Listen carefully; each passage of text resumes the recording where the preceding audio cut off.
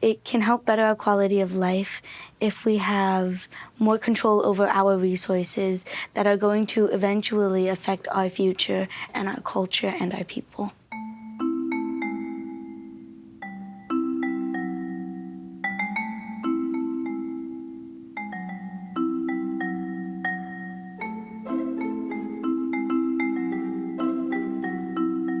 Buenas den hafade. Guahu si Hope Cristobal, familjen Alabado, hagastauto sinahanya zua.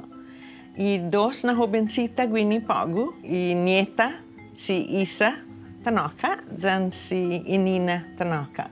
Hi, I'm Inina Tanaka.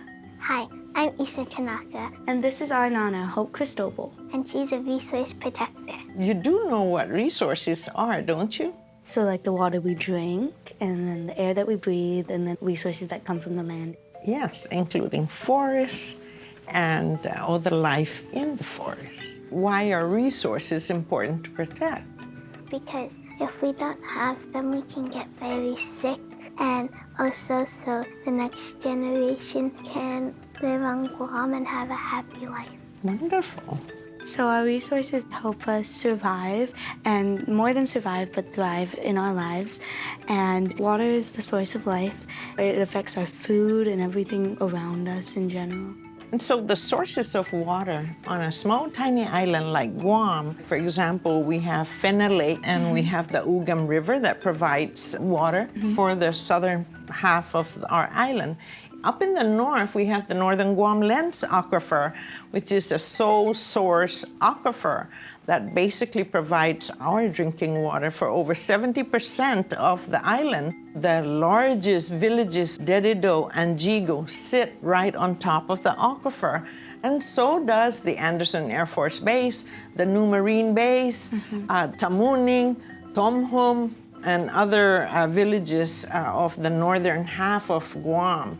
So these are areas that we need to keep track of and make sure that the water is not contaminated, because right now we do have a lot of contamination going on, especially with PFAS, for example, or the forever chemical that has been found in many of our municipal wells.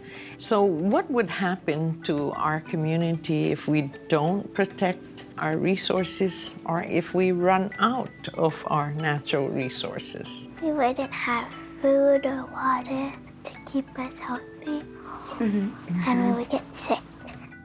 With how scarce resources are already starting to become, we're seeing that people are starting to get desperate for things that should be easily accessible, and it's ruining a lot of quality of life, and it can tear people apart, and our sense of unity that we have in our community is lost.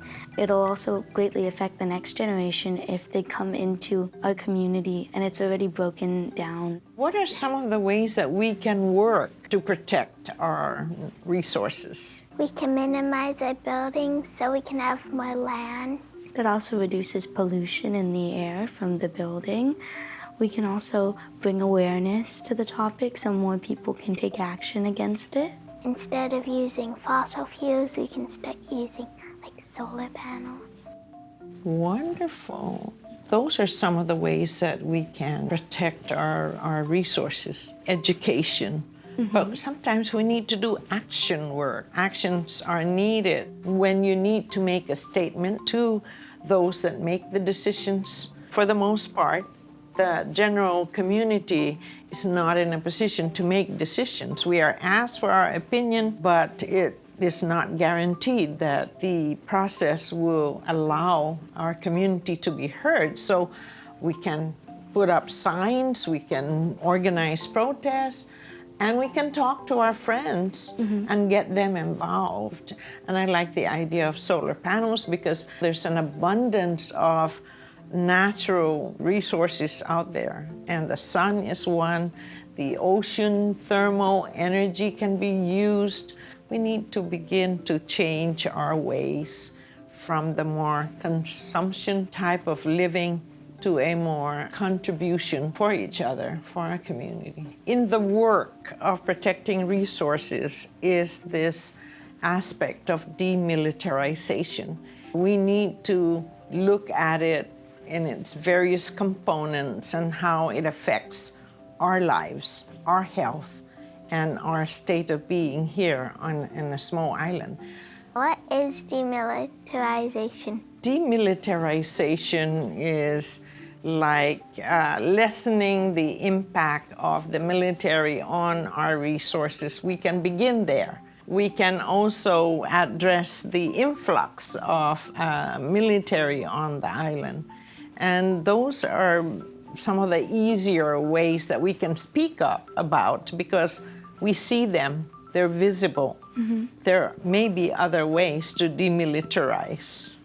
Why is demilitarization important for our community? Well, the military has a lot of influence on our island. They control most of our water, they control a lot of our land. They also have a big influence on the people who live on Guam. And with a lot of people coming in and out, that can affect our air, our land. And with a lot of people, there's more consumption of resources, so there's less for the people of Guam. It can help better our quality of life if we have more control over our resources that are going to eventually affect our future and our culture and our people. So our island right now is very close to being 1/3 under the control of the military. And demilitarization is needed because the resources, say for example, the aquifer is getting contaminated through the activities of the military. So demilitarization is something that we all need to hang our hat on. There's a lot of work, even for our younger generation, for the elders as well. So we need to keep our ears open and we need to keep our minds open and we need to make sure to pay attention to what the military is doing and how it's impacting our land, our air, and our water. Thank you, Nana, for all that you do for our community and all that you do for us too, Hugay Tahal. Thank you, Nana, Hugay Tahal. Day, sin sus na asi, param zur na dos.